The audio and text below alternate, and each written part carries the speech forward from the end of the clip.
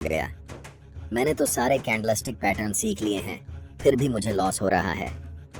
आप सभी ट्रेडर्स से मेरी एक रिक्वेस्ट है कि इस वीडियो को पेन और कॉपी के साथ देखें। मेरा वादा है कि आपकी 100 ट्रेड्स में से 80 से ज़्यादा ट्रेड्स प्रॉफिटेबल होंगे। ये सभी नुकसान आपकी आम गलतियों की वजह से हो रहे हैं। आप चार्ट्स पर हैमर कैंडल देखते हैं और सोचते हैं कि अब मार्केट ऊपर ही जाएगा, इसलिए बाय कर लेते हैं और आपको नुकसान हो जाता है। मैं आपके भले के लिए बता दूं कि जब तक आप कैंडलस्टिक के साथ प्राइस एक्शन, सपोर्ट और रेजिस्टेंस, ट्रेंड लाइन, सप्लाई और डिमांड जोन को नहीं जोड़ेंगे, तब तक आपको प्रॉफिट नहीं होगा। जब तक आप कैंडल के पीछे की साइकोलॉजी को नहीं समझेंगे, तब तक आपके ट्रेड्स प्रॉफिटेबल नहीं होंगे। सबसे पहले कैंडलस्टिक पैटर्न की बेसिक फॉर्मेशन को समझते हैं कि कैंडलस्टिक पैटर्न कैसे बनता है। अगर आपने कभी गूगल पर किसी स्टॉक के बारे में सर्च किया है तो आपको एक ग्राफ दिखा होगा जिसे हम लाइन ग्राफ कहते हैं। यह लाइन ग्राफ हमेशा अधूरी जानकारी देता है, जिसके कारण हम कैंडलस्टिक पैटर्न का उपयोग करते हैं। कैंडलस्टिक हमें उस समय हो रहे मार्केट के हालचाल के बारे में पूरी जानकारी देता है। कैसे? चलिए देखते हैं। मान लीजिए कि किसी स्टॉक का प्राइस शुरुआती लेवल पर 10 रुपये था, लेकिन धीरे धीरे कम होता गया और 5 रुपये तक पहुंच गया। उसके बाद प्राइस तेज़ी से ऊपर की ओर बढ़ने लगा और 25 रुपये तक चला गया। कुछ समय बाद प्राइस थोड़ा नीचे गिरा और 20 रुपये पर आकर बंद हो गया। कैंडलस्टिक हमेशा दो कंपोनेंट से मिलकर बनी होती है, एक कैंडल का विक और दूसरा कैंडल की बॉडी। कैंडल का विक हमें बताता है कि प्राइस एक विशेष समय अवधि में कितना नीचे गया और कितना ऊपर गया। इस एग्जाम्पल में विक का निचला लेवल 5 रुपये पर होगा और ऊपरी लेवल 25 रुपये पर। निचले लेवल को हम लो कहते हैं और ऊपरी लेवल को हाई कहते हैं। कैंडल की बॉडी हमें यह जानकारी देती है कि उस विशेष समय में प्राइस कहां से शुरू हुई थी और कहां जाकर बंद हुई। इस एग्जाम्पल में प्राइस 10 रुपये से शुरू हुई थी और 20 रुपये पर जाकर बंद हुई, यानी 10 और 20 रुपये के बीच में कैंडल की बॉडी होगी। प्राइस जहां से शुरू हुई थी उसे हम ओपन कहते हैं और प्राइस जहां पर बंद हुई उसे क्लोज कहते हैं। अब हमारे पास कैंडल की संरचना तैयार हो गई है। आपको पता होगा कि कैंडल दो रंगों की होती है, एक हरा और एक लाल। जब किसी कैंडल की प्राइस कम रुपए में शुरू हुई हो और ज़्यादा रुपए में बंद हुई हो तो उस कैंडल की बॉडी का रंग हरा होता है। लेकिन अगर किसी स्टॉक की प्राइस ज़्यादा में शुरू हुई हो और कम में जाकर बंद हुई हो तो उस कैंडल की बॉडी का रंग लाल होता है। इस एग्जाम्पल में स्टॉक की प्राइस 10 रुपये में शुरू हुई थी और 20 रुपये पर जाकर बंद हुई, इसलिए इस कैंडल की बॉडी का रंग हरा होगा। एक कैंडल्स दो टाइप के होते हैं, पहला बुलिश कैंडल और दूसरा बियरिश कैंडल। जब कैंडल की क्लोजिंग प्राइस ओपनिंग प्राइस से ऊपर होती है तो उस कैंडल को हम बुलिश कैंडल कहते हैं और इसका कलर ग्रीन होता है। यह कैंडल मार्केट में बुलिशनेस का संकेत देती है। इसका जस्ट ऑपोजिट है बियरिश व कैंडल। बियरिश कैंडल की क्लोजिंग प्राइस ओपनिंग प्राइस से नीचे होती है और इसका कलर रेड होता है।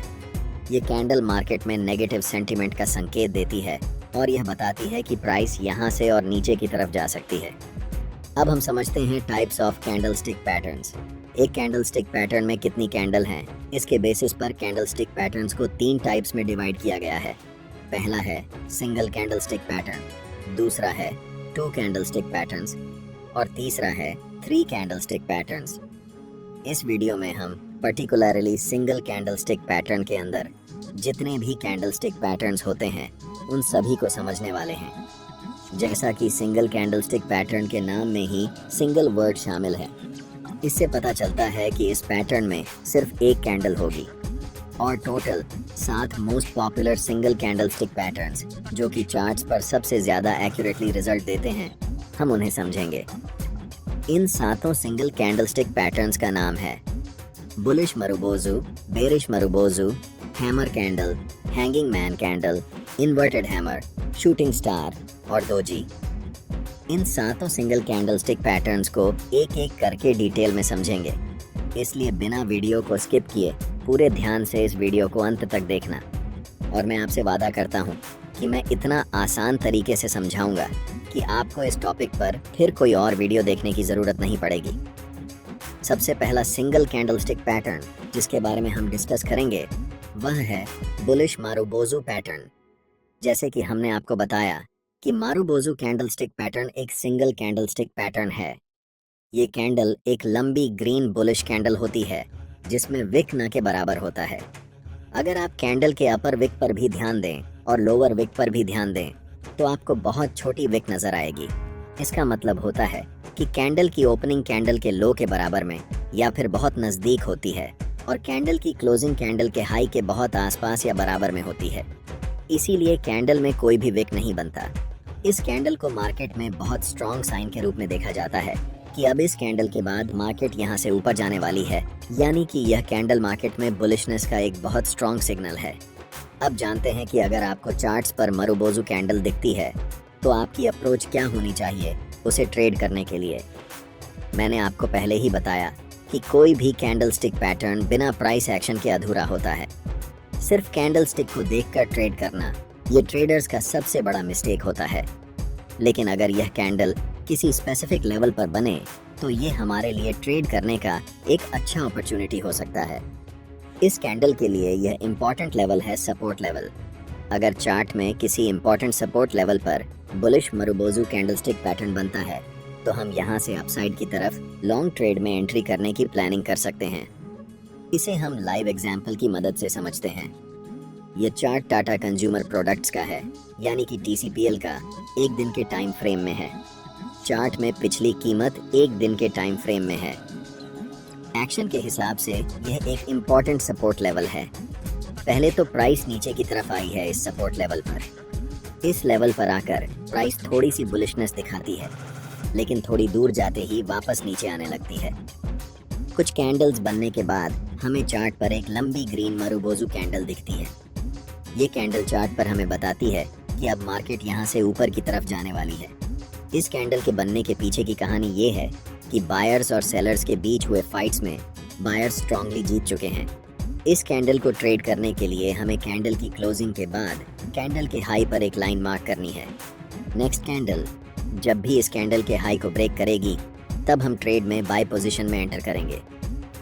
हमारा stop loss bullish marubozu candle के लो पर होगा और टारगेट के लिए हम पहले रेजिस्टेंस लेवल पर प्रॉफिट बुक करेंगे। ध्यान रहे कि हम सिर्फ कैंडल स्टिक के बेसिस पर ट्रेड में एंट्री नहीं कर रहे हैं। हमें कैंडल स्टिक के साथ साथ इम्पोर्टेंट सपोर्ट लेवल भी दिख रहा है, इसीलिए हमने ट्रेड में एंटर किया। अब आपको स्टॉक का नाम पता चल गया है। आप अपने ब्रोकिंग ऐप या फिर ट्रेडिंग व्यू में जाइए और MCX स्टॉक का चार्ट खोलिए और फिर आपको यह नज़ारा देखने को मिलेगा। यह स्टॉक अभी स्ट्रॉन्ग बुलिश फेज में है और हर एक ब्रेकआउट फेज पर प्रॉफिट दे रहा है। पिछले 4 बार कंटिन्यूअस ब्रेकआउट पर इसने प्रॉफिट दिया है और फिर से ब्रेकआउट का सीनारियो यहाँ पर बन रहा है। अभी लास्ट कैंडल मारुबोजू कैंडल बनकर तैयार हुई है। अब हमें इस कंसोलिडेशन लेवल के ऊपर एक लाइन ड्रॉ करनी है। नेक्स्ट कैंडल जब भी इस लाइन को ब्रेक करेगी तब हमें ट्रेड में एंट्री लेना है। इस ट्रेड में हमारा स्टॉप लॉस मारुबोजू कैंडल के लो पर होगा। फर्स्ट टारगेट के लिए हम 1 से 2 का रिस्क रिवॉर्ड रखेंगे और उसके बाद हम स्टॉप लॉस को ट्रेल करेंगे। अब हम बात करते हैं बेरिश मारुबोजू पैटर्न की। ये कैंडल एक लंबी रेड बेयरिश कैंडल होती है और इस कैंडल में कोई भी विक नहीं रहता है या फिर ना के बराबर होता है, यानी कि वह नेग्लिजिबल होता है। इस कैंडल की ओपनिंग कैंडल के हाई के बहुत पास या फिर बराबर में होती है और कैंडल की क्लोजिंग उसी कैंडल के लो के बहुत पास या फिर कैंडल के लो के बराबर में होती है। और यही कारण है कि इस कैंडल की विक दिखाई नहीं देती। इस कैंडल से हमें मार्केट की बेरिशनेस का पता चलता है। यह हमें एक संकेत देती है कि इस समय मार्केट में बायर्स कमजोर हैं और सेलर्स बहुत ज्यादा मजबूत हैं। अगर यह कैंडल किसी स्पेसिफिक लेवल पर बने, जैसे रेजिस्टेंस लेवल पर, तो यह हमारे लिए एक बेरिश ट्रेड की अपॉर्चुनिटी हो सकती है। यह कैंडल बेरिश मार्केट का सबसे स्ट्रॉन्ग सिग्नल होता है। ऐसे कैंडल को देखकर हमें मार्केट में अलर्ट होना चाहिए। हम इसे लाइव एग्जाम्पल के साथ समझते हैं। ये एक इम्पॉर्टेंट रेजिस्टेंस लेवल है और यहाँ पर हमें एक स्ट्रॉन्ग बेरिश मारुबोजू कैंडल दिखती है। इस कैंडल को ट्रेड करने के लिए सिंपली हम इस कैंडल के लो पर एक लाइन मार्क करेंगे। अगली कैंडल जब भी इस कैंडल के लो को ब्रेक करके नीचे जाएगी तब हम सेल साइड एंट्री लेंगे। ट्रेड में हमारा स्टॉप लॉस इसी कैंडल के हाई पर होगा और टारगेट नियरेस्ट सपोर्ट लेवल पर। ध्यान रखें, सिर्फ कैंडल स्टिक को देखकर ट्रेड नहीं लेना चाहिए।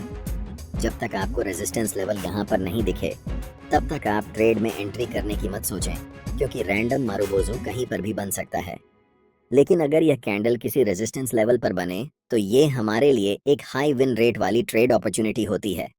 अब कौन कौन से स्टॉक्स में ये कैंडल स्टिक बनकर तैयार हो चुकी है, इसे पता करने के लिए हम स्टॉक एज ऐप में स्कैन्स ऑप्शन को सिलेक्ट करके कैंडल स्टिक स्कैन के अंदर बेरिश स्कैन में जाकर ब्लैक मारुबोजू को क्लिक करेंगे, जिससे आपको उन सभी स्टॉक्स की लिस्ट मिल जाएगी जहां पर यह कैंडल की फॉर्मेशन बन चुकी है। अगला मोस्ट इम्पॉर्टेंट कैंडल है हैमर कैंडल स्टिक पैटर्न।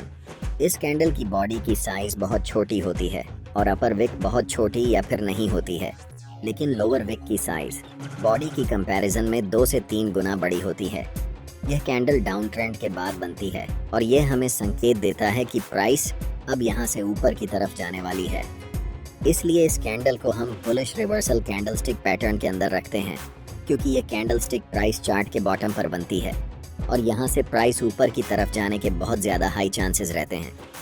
इस कैंडल के बनने के पीछे की कहानी है कि ये कैंडल ओपन तो होती है अपर लेवल पर, लेकिन बेरिश सेंटीमेंट होने के कारण और सेलर्स का मजबूत होने के कारण प्राइस पहले नीचे जाती है। लेकिन उसी कैंडल में बहुत सारे बायर्स बड़े क्वांटिटी में एंटर करते हैं, जिस कारण कैंडल की क्लोजिंग जहां पर ओपन हुई थी उसी के आसपास होती है।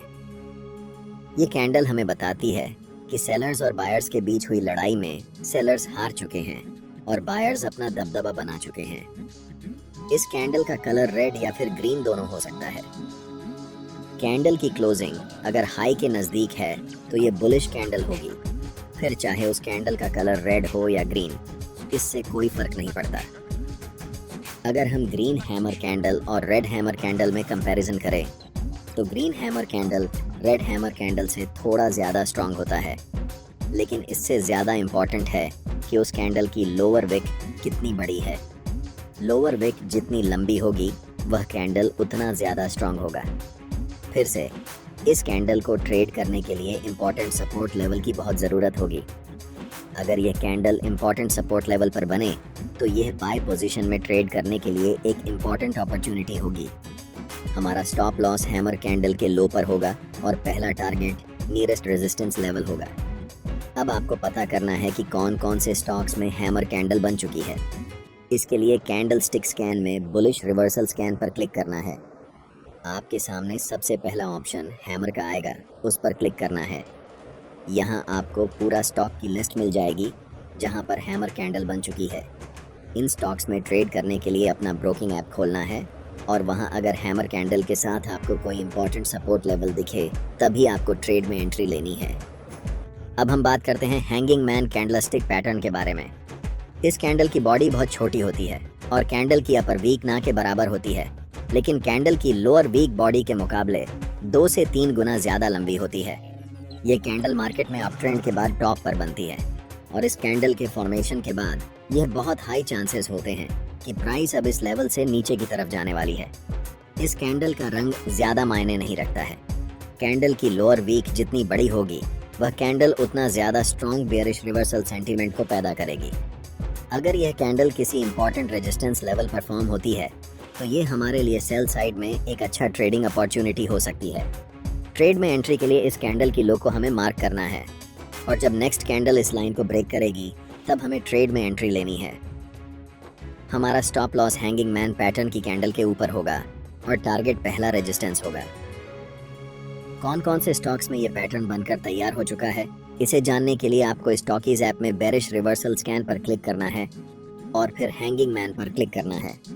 यहाँ आपको उन सभी स्टॉक्स की लिस्ट मिल जाएगी जिनमें हैंगिंग मैन पैटर्न बनकर तैयार हो चुका है। अगला कैंडलस्टिक पैटर्न है इन्वर्टेड हैमर। यह पैटर्न भी बॉटम में बनता है और हमें मार्केट में ट्रेंड रिवर्सल का संकेत देता है। इसकी बॉडी छोटी होती है और ऊपर की तरफ लंबा वीक होता है। अगर यह कैंडल सपोर्ट लेवल पर बनती है तो यह हमें बाय करने का एक अच्छा अवसर दे सकती है। इस कैंडल को ट्रेड करने के लिए हमें इस कैंडल के हाई के ऊपर एक लाइन मार्क करनी होगी। जब अगली कैंडल इस लाइन को ब्रेक करेगी तो हम बाय की पोजीशन में एंट्री कर सकते हैं। हमारा स्टॉप लॉस कैंडल के लो पर होगा और टारगेट नियरेस्ट रेजिस्टेंस लेवल तक रहेगा। अब हम देख सकते हैं कि कौन से स्टॉक्स में इन्वर्टेड हैमर कैंडल बना है। इसके लिए फिर से हम स्टॉक एज ऐप का उपयोग करेंगे।